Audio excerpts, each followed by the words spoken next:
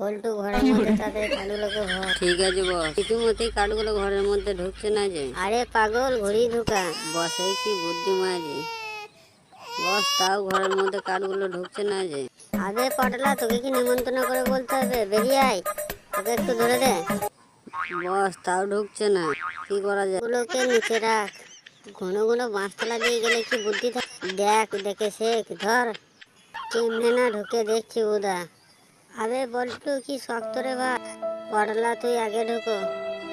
বসের কি বুদ্ধি মারি, কাঠগুলো ঢুকে গেল। বল্টুর সঙ্গে পাঁচতলার থেকে যাওয়া কমা, তাহলে বুদ্ধি করলো।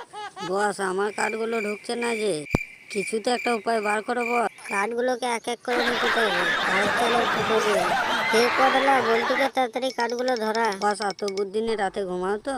আরে পটল, স্কুলে গেটের সামনে যে মেয়ে দেখলেই হবে? কিছু তো ভাবতে হবে।